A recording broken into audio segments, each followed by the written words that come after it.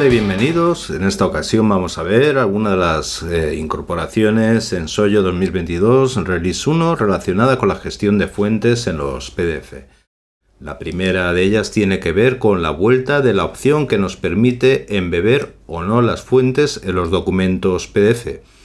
¿En qué se traduce esto? Pues bien, vamos a probar a generar un PDF que contenga un total de 100 fuentes, lo cual genera un documento de varias páginas, utilizando 100 fuentes instaladas en el sistema operativo, en este caso en Mac, y vemos que como resultado, al no incrustar la información de las fuentes en el documento PDF, este se genera realmente rápido y, lo más importante de todo, el tamaño del documento es realmente liviano, con tan solo 252K en su tamaño. Como verás, además también se ha mejorado la velocidad en cuanto al dibujado y el guardado del propio documento, en este caso 3 páginas en menos de un segundo. ¿Qué ocurre si en vez de esto pues optamos por embeber las fuentes? Volvemos a generar el mismo documento también con las 100 tipografías, 100 fuentes instaladas en el sistema de nuestro equipo. Y en este caso vemos cuál es la diferencia.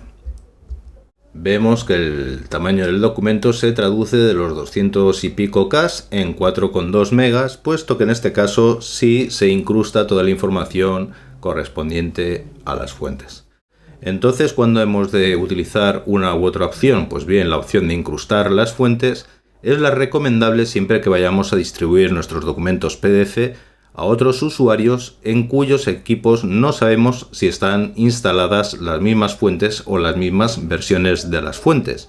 Mientras que la opción de no embeber las fuentes, de no incrustar los datos de las fuentes, que genera documentos más ligeros, es solo recomendable cuando vamos a distribuir los documentos entre usuarios que sabemos a ciencia cierta que tienen instalado en su equipo pues bien, las mismas tipografías y las mismas versiones de las fuentes.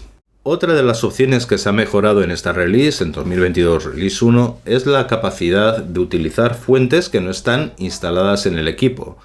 Así, por ejemplo, vemos que en este caso se está utilizando la tipografía Montserrat y Honings Install Your Jumper, que no están en la carpeta Fonts, sino que se han añadido durante la creación del PDF. Vamos a ejecutar la aplicación, generamos el documento PDF y vemos que el PDF se ha generado utilizando ambas tipografías.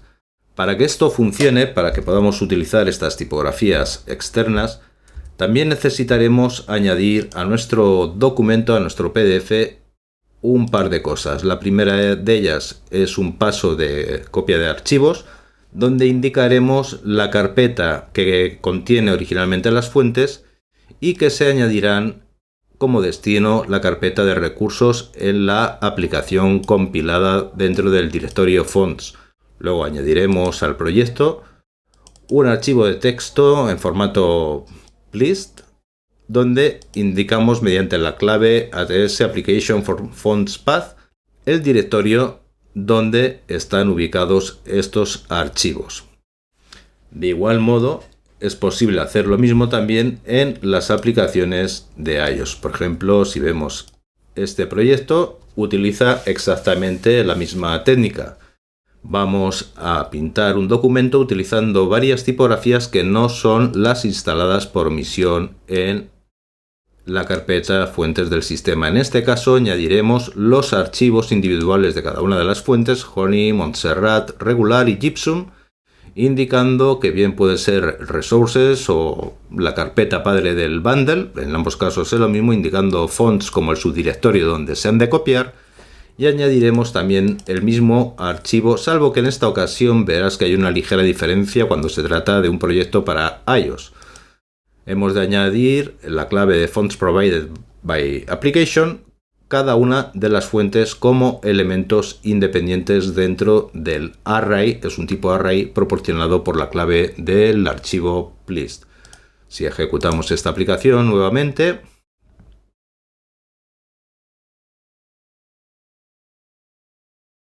vemos que en efecto se ha generado el documento utilizando las 3 tipografías indicadas.